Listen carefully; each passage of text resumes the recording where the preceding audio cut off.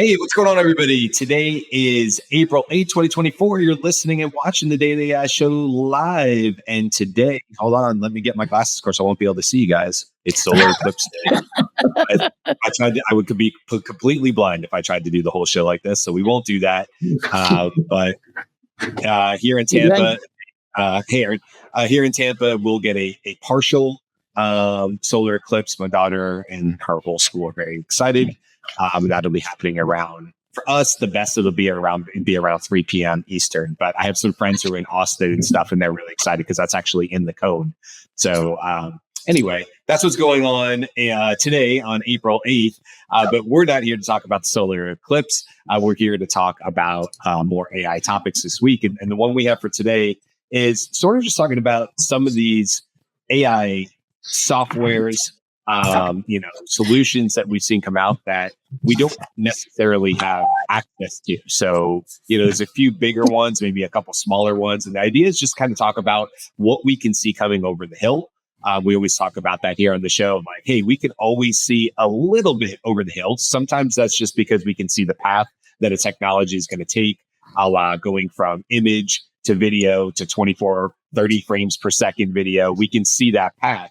Sometimes it's because the actual softwares and companies who are creating these new AI solutions have said, hey, this exists, but you can't have it. So we always think about it being like kind of the AI secret club. Some people are allowed in, some people aren't. So that's what we got talking about today. We have Jyunmi, Beth, Eran's here, Andy's here, and I'm Brian. And I don't know. There's some bigger players here. I know, Jyunmi, you've certainly talked about Sora, so maybe we'll start there. I know that's a big one for you. So what are you most excited about based on what you can see? And even more importantly, what don't we know and could be big problems? Let's put it down. Okay. Well, Sora specifically, when they announced it back in February, OpenAI wanted to be really clear with its announcement, right? So they showed what they call unaltered or unmodified video that's been generated by Sora. While not perfect, it immediately was a huge jump forward in the level of quality and output from that particular model. So I'm assuming in an effort to combat the immediate reaction of, oh my God, this is too good. They wanted to release it to a with limited access to people that they had picked out to explore the use of it. And we've talked about this a little bit in the past, is everyone they picked out were people in some form of media, filmmakers and experimental artists and things like that, just so that I think everyone could see, hey, this is what happens when an artist can use this tool, right? Because that's been kind of the focus of the latest generative AI push is look what you can do with this, as opposed to what can be done. I also suspect because of the time period it takes for people or society to adjust to some new technology out, that they wanted a slow roll on this. And this is sort of what I've seen from their mindset when they announced their voice model as well, which, funny enough, they've been working on since 2022. And they had some clear lines in the sand that they wanted to show, or they wanted to highlight their safety concerns because of everything that's been in the news and the US, clamping down on AI audio and all of those kinds of things. So when it comes to Sora and those kinds of things coming out of OpenAI, it's pretty much they're trying to take a slow roll on how they release products. Well, let's talk about too. Maybe somebody else can jump in here. I'm curious, okay, the things we don't know. Like, we don't know how much it'll cost. Sora, for example, we don't know how much it'll cost. We don't know how good it is on its first iteration. It's possible that although they were unedited, we might be seeing the 6th, 7th, 9th, 20th generation to get something that looked that way. We see this all the time with DALL-E 3. It's why I currently like using Copilot more right now, because I still get 4. Every time I get 4 generations of the image, and that significantly increases, output, throughput, efficiency, whatever you want to call it, for what I'm doing and creating the thumbnails for the show, because getting 4 slightly varied ones is always going to be a lot faster for me to move from than if I only get the one from DALL-E 3. But that doesn't cost me anything else. Whether I pay one way or the other. What if every time you run Sora, there's a cost to that? There's a subscription model going to go up? What is this going to look like? I'm curious what you guys think. Yeah, so I just quickly agree with what Jyunmi said. I suspect that another thing, if you remember, but cast our minds back briefly to, I think it was Microsoft's demonstration video of Gemini, was it? Where it was supposed to be, where they introduced a multimodal talking to you, and everyone was going, wow, it's amazing. Then we realized that, as you know, this was all highly edited and it was not live. So I'm pretty sure that OpenAI probably said, well, there's a good lesson to learn from that if they're being sort of upfront about it. So that's good. I think that if anyone from OpenAI is listening, I would really like to try your voice product and Sora, so please reach out. But in terms of what it can do, I think you nailed all the key points, Brian. I've played with most of the AI video software products out there. They're all interesting to some extent, but none of them sort of blow me away. If you want a 4 or a 5 second video of something happening, yeah, great, it's okay. I would hope that Sora is going to give a lot more than that in terms of the time, the amount of time each video clip will be, perhaps better control over what you will see in it. But because it's video, I'm sure it's going to be expensive, or it's possibly going to add cost to the thing unless they figured out some magic way to do it. I suspect we'll be paying a lot more. But now a lot more might be 10 cents a rendered video instead of 1 cent or 2 cents or something. I don't know. But it's definitely something I'm really interested in playing with and seeing. But I wouldn't say I have huge expectations for it right at the moment when it comes out. I think it'll probably take a little while before it really starts to get to the point of blowing most of us away. So the difference in what they did with Sora is that they clearly had a campaign on X for OpenAI people taking suggestions and generating video for that, because they've released stuff to people before, right? We know Nicole Leffer had access to GPT Vision, I think, first, right? So like they're doing this with test influencers. What they did for this was they didn't let the influencers talk about it. For this, they were using their own in-house influencers to talk about it. And now I'm just seeing everybody else kind of mirror that. Actually, in terms of video, I'm less excited about Sora and more excited about LTX Studio. And I keep asking Jyunmi if he's gotten access to LTX Studio, because you have to say what you want to do with it when you sign up. Or at least I think you do, right? And so I'm sure Jyunmi gave a better answer. Can you explain it, Beth? I don't know what LTX Studio is. It's basically a storyboard video generator. Is that, Jyunmi, right? That's what you'd say? Yeah. It takes a focused piece of pre-production process and just it helps your visualization step in any pre-production. And so normally you would create a storyboard of your script and things like that. But it allows you to generatively take your storyboards and I guess the closest would be create animatics of those, right? So we see motion, video, and all of those elements to it. So it's it from the surface, still waiting for access. It looks Hello. like it'll be a really great visualization tool. Yeah. Yeah. Okay. And one of the reasons that I think that's important is that as you see these new technologies come out, everything seems to come back to how good of a storyteller are you, right? What are you using it for? Right. So there's a lady walking down a street, and it's very cool. In Sora, there's a lady walking down a street, and she looks very nice, and she turns corners, and the world makes sense with her. But also, there isn't a ton of story in that. There could be, totally.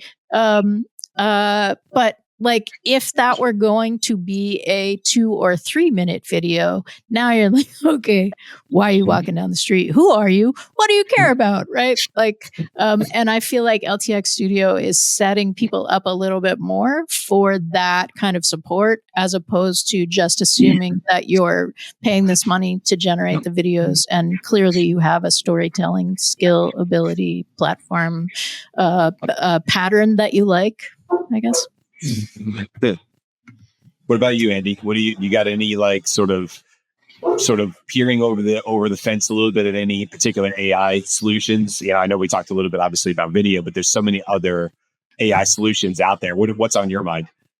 Well, what's on my mind is why companies would, do a launch strategy that, includes creating a wait list and sort of, this restricted demand, right? And I want to give you an example.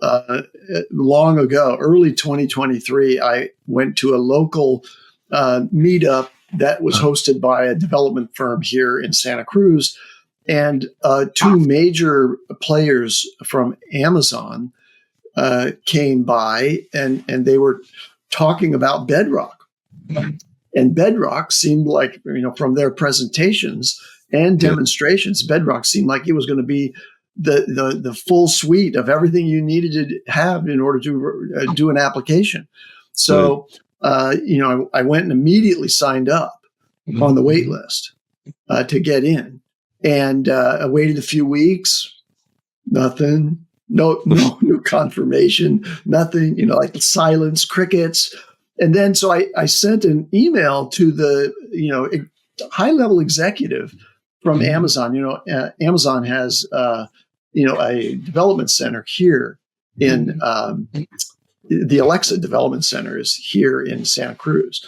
So these are local people. And I sent them an email and said, when am I going to get access to this? Can I get access to this? What do I have to prove in order to get access to it? To this day, I have never received an email from Amazon. So I use that as a counter example to how it ought to be done, which is, okay, if you sign up for a wait list, you ought to be given frequent, triggering updates, even if you're not going to be one of the ones who gets early access. You ought to be kept fully informed about what's going on there in order to keep your attention and build your own interest in that particular product. So there's a host of these things that I've signed up for that I really have no idea what I signed up for, because I never heard from them again. And then there's others that have done this, I think, with really good strategy, which is, first of all, you don't want, when you're launching a new product, to have a crush of people all trying it at the same time that's going to burden your infrastructure and potentially reveal, create a negative story about your product and its capabilities because of too much collision among people who are trying it. At the same time, you want to make sure that the people that who do get in are the right kind of people, right kind of influencers are going to promote your thing. So it's all part of a marketing strategy, but it's poorly executed by some, very well executed by others. That's all it is. Yeah. Good job. At this point, I mean, Andy, to your point, I know I've gotten a few emails and thought, the hell is this? Like it's been so long since I signed up. At the time, somebody, Jyunmi would have mentioned, some Beth said, you throw in an email. That's it from my end. And then, a month or two goes by and then I get an email that says, congratulations. And I go, great. For what? And to your point, Andy, like a little bit of marketing would have gone a long way to say like, thank you so much for being wanting to be an early adopter. We cherish, this initial group, because truthfully, I don't have one in particular, but had one of these tools done that, there's a good chance that I might have turned around and produced a social post about it.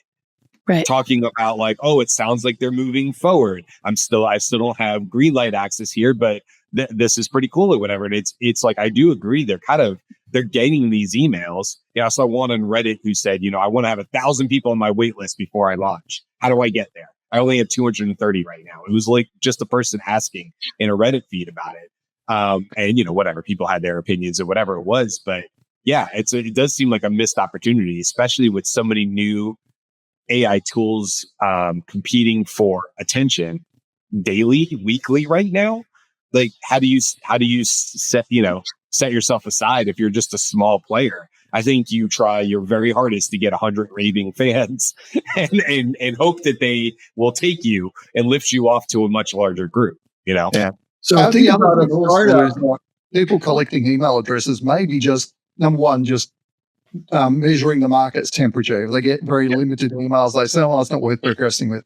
Alternatively, what they may be doing is taking your email address and uploading it to something like Facebook ads, creating a custom audience with your details so that they can run retargeting ads down the track when they're ready to promote that or some other AI-related product. So what a great That's a great point, because the level of sophistication of the marketing planning for a launch that you're implying with the strategy is so beyond what I think the typical startup has, right? Good. So when you have an AI team that's fairly small and you've got a tremendous product and you're trying to launch it, you have to create this launch strategy and all of the communications around it simultaneously. Most cool new startups don't have the capabilities to do that, but I'd be very impressed if one of them were actually doing lookalike audiences to offer a consumer product on Facebook. Yeah, I was thinking more about big companies like Amazon, which is what you mentioned, where they definitely would be doing that kind of stuff. So, but yeah, you're right. There could be some startups out there that are doing that. Again, it depends on the individual company and how smart the people they've got in there are. Yeah. By the way, when it was finally open and available, if you had an AWS account, for example, I went in there and tried to futz around. I know I've used Amazon Web Services, for infrastructure for delivering products before, so I'm fairly familiar with the AWS console. But trying to navigate Amazon Bedrock, I gave up. I just could not find my way through to getting that done. Yeah. So, who else has things on their list? Because I got a couple more. Go for it. So the one that is being hyped right now is called Udio. It is Udio coming for Sora? Is Udio coming for Suno? Yeah, all my audio video ladies with S names, 4 letters, are all running together. Thank you. Is Udio coming for Suno? And it's a little like the Sora campaign, except that it's almost just hype, but it's so interesting. And let me see if I can pull one of these up. I was going to say, okay. YUNIO.io. Is that it? It's UDIO. Okay. And if I share screen and then tab, how does that work? Yes. Let's all go and sign up and let's not get an email on them for once. All right. Nope, that's not going to happen. Sorry. We'll put it in the notes and you can go ahead and do that. I should have asked Brian before the show because I somehow cannot make the audio work when I share something. Oh, I can give you yes. No, let me give you the hang on. Yeah. Brian, we'll share this for all of us. And basically what it is it's like Suno. It's generating a complete song, or we assume it's generating a complete song because we actually don't know. We just have a complete song. The first one that was put out was a rap. And this is a singer with accompaniment underneath. And the song is a little shade at Suno, for sure. Is this one you're referencing on? I have up on the screen. Yep. All right, so you guys should be able to hear this.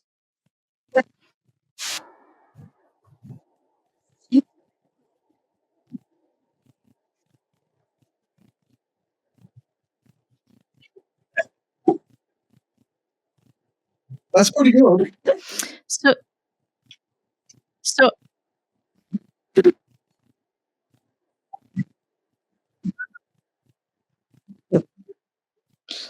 That's a good place. I mean, I like the vocal inflections. I mean, it's super cheesy, but like I like the vocal inflections of the voice. So is the voice AI generated? We don't know anything other than that there are people getting invited. That you're allowed to access it by invite only. Riley was on saying, I need an invitation. Everybody, please give me an invitation. And what he's getting is that it's like an AI product. It's not quite as good as this. This is a really, really good example.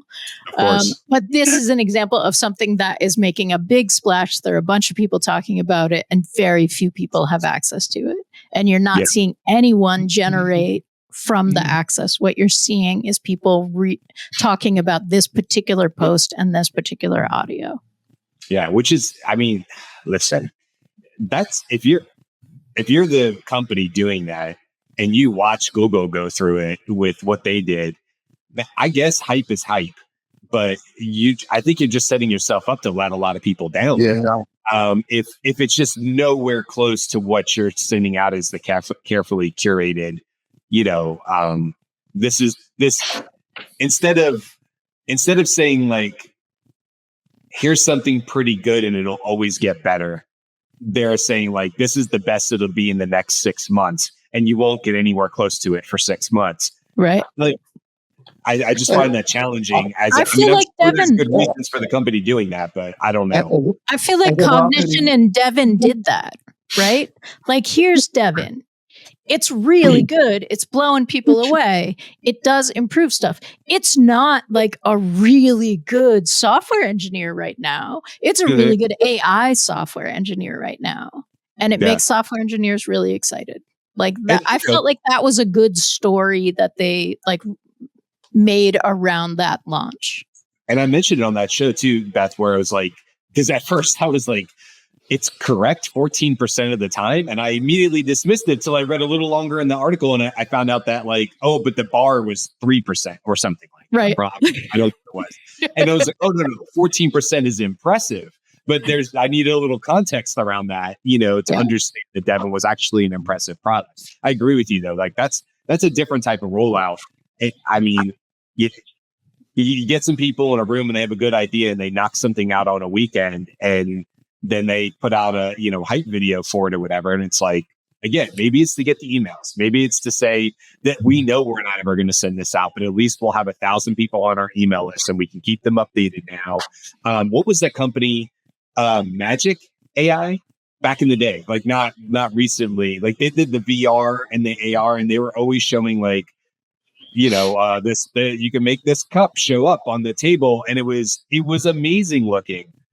But like I had conferences where that company was there demoing stuff, and it was like, you could do 3D heart surgery and stuff like that. But that I can't remember. I think the name of the company was Magic, but that's the one I think of all the time. Of like, it just never produced something. It was always hype, always hype, always hype, and then they would come out and say, "Never mind that, we have this new idea." So you'd be like, "Oh, okay, thanks." It's also true. It's also true that Apple has quietly slurped up 21 AI companies. So maybe Magic is part of the Apple Pro now. I need to go research that. I'm pretty sure the name was Magic. I don't think it was Magic AI because we weren't really on the AI hype train at the moment. This is like 2018. that I remember seeing them, and that's probably around the time I was at the conference and they were there. And it was more VR type stuff and like AR, that kind of stuff, that kind of side of the AI thing, whatever. Okay, Yeah. you said you had a few.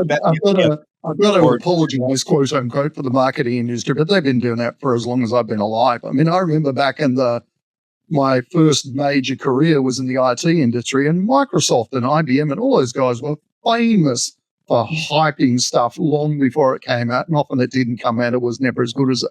I don't think it's ever going to stop because, unfortunately, it works. It pisses people off, but it works. So yeah. Well, and in keeping with the show, some people have access to these things, but we do not. Correct. We would like reach out if you've got cool stuff you would like us to and if it's good, we'll talk about it on the show. How about that? when we get access, you will know for sure. Here's another one. I mean, it's another OpenAI one. I hate to make it more focused on them, but who has memory on ChatGPT right now? I don't. I still don't have memory. No. They talked about that it'll go out for limited access. Go check your settings. I don't have it. I don't know anybody who does. So like, oh no, we do. And they kind of talked about it, and I have yet to find anybody who actually has it. There are people in the AI exchange who have it because we had a conversation about that. So like, there are people we know, actual people, but not us. Not any. Yeah, I don't know if anybody said it kind of was like here and gone, and then other things were announced or whatever. But there'd be another example of not really a waiting list, but sort of the OpenAI thing of like, we're going to release this to a small batch, and this has happened so many times it'll happen again with GPT-5 and Sora and all the other stuff. It's like it gets rolled out, and then we all try to figure out who has access to it so we can talk about it on the show. And sometimes it's just one of us, sometimes a few of us get it, whatever the case is.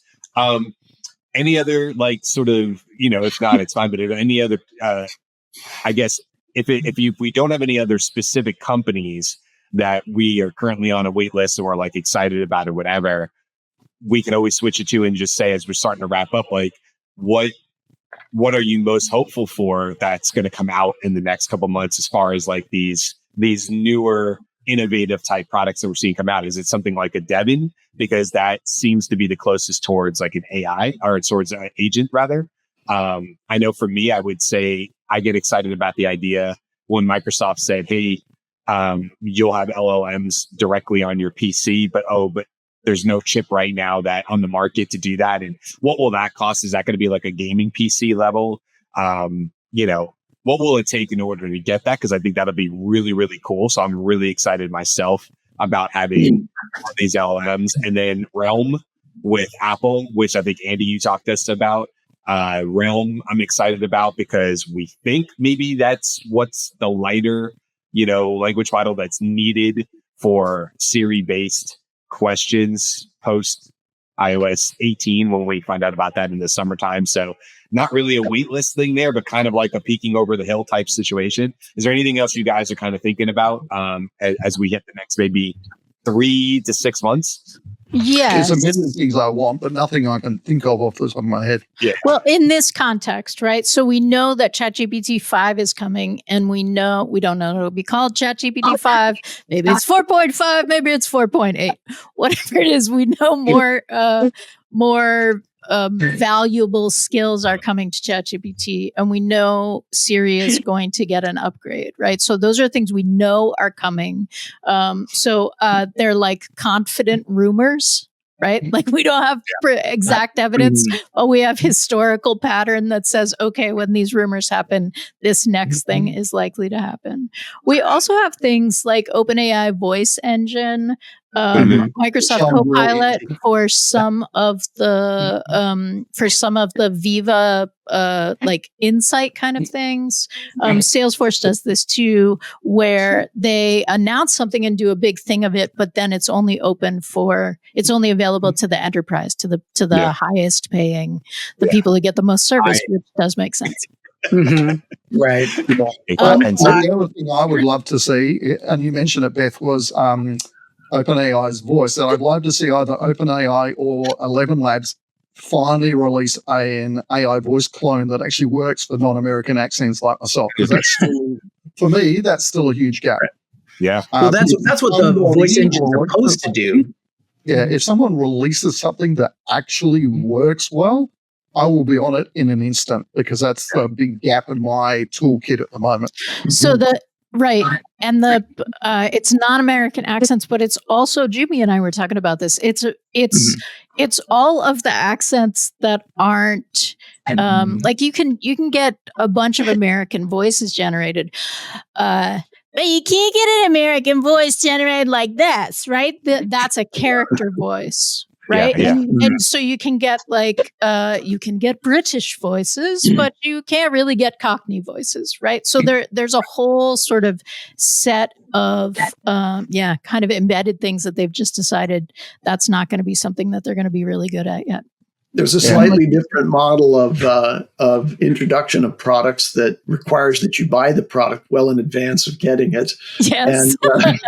And so that fits into the category of products that we can't use. Right? Beth and I, for example, have bought the O1 Lite device to be able to use that open source platform for controlling your own computer. And that's very exciting. It's on the agentic side of things, but also a product that I've been looking forward to and haven't been able to use yet, but it's on its way. I get the notifications. It's in tracking as it's going through customs, is the Rabbit R1, which is also like O1 Lite, purportedly able to, watch what I do on the screen and then mimic that. And we're going to hold that for tomorrow, Andy, because our topic tomorrow is, in fact, here come the AI gadgets. So I'm going to pause you there because I don't want you to give away any good stuff because we specifically didn't talk about gadgets today. There's plenty of those that fit into this category. And people are probably thinking like, yeah, what about the R1 stuff? That's a whole topic for tomorrow. We're going to talk about all the AI gadgets, and I want to hear more. Tracking. It's getting close, Andy. I don't know. It might be pretty soon. I'll maybe eat my words. I don't know. We're going to find out on that one. So, any others before we wrap it up? Any ones that we missed? You guys think of? There's a few comments from Jen and Greg. You might want to quickly look at. Yeah, well, I do love this comment from Jen. She said, Carl's not on the show today because the Canadian lack of access rage is just too much. And I do love that. And you're probably right. We'll make sure Carl sees it. He's seething in Canada right now for this show. And then Greg made a comment too as well. And he said, I think a lot of the pre-release stuff is to help secure funding rather than actual marketing. Yeah, Greg, you're probably exactly right. If you've got a little bit of money and you got to get that hype train rolling, that's not maybe a horrible way to go get some VC funding or something like that. Anyway, anything else before we go? Nope. Okay. Well, like I said, tomorrow we have, we're going to be talking about agents. Wednesday, we'll be talking about the news as we always do. Thursday, we're going to be talking about Ethan Mollick's book, Co-Intelligence. We talked about it a little bit, but we wanted to give a little bit more time for both our audience to maybe have read it as well as our crew. So I mentioned I read it. My copy hasn't even arrived yet. Yeah, maybe by Thursday. You can do a speed read like that. Audible. Stay up all night and read it. Audible, Kindle. It's a fast read. And then Friday, we're going to be doing our review about Hyperwrite. And if you're familiar with Hyperwrite, not just Hyperwrite, that in itself, I think the initial software is not super compelling. It's what Hyperwrite is doing in terms of moving towards agents. They have on-premises computing that they're talking about now, and some really kind of interesting things that we want to dive into, where it gets more into vision, using GPT-4 vision, mouse clicks, tracking things, doing things on your behalf, getting into that agent land a little bit. So that'll be we'll be talking about Hyperwrite and, hey, how close are they? Is it helpful? That'll be on Friday's show. So there you go. There's the rest of the week. Thanks for hanging out with us. Thank you for the comments, Greg and Jen. We appreciate you as always. And we will see everybody tomorrow. Bye. Aloha.